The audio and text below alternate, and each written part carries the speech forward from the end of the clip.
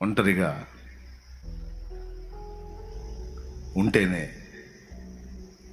అరణ్యపు అనుభవంలో ఉంటేనే సమాజానికి, సంఘానికి, కుటుంబానికి దీవెనకరంగా ఉండగలమనే మాట పోయిన ఆదివారం వర్తమానంలో వచ్చింది.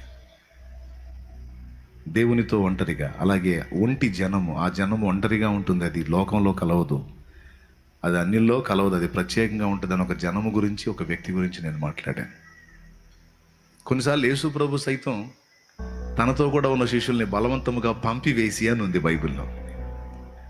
ఆయన వారిని బలవంతంగా పంపివేసి తండ్రితో గడపడానికి ఏకాంతముగా పోయాను అని ఉంటుంది.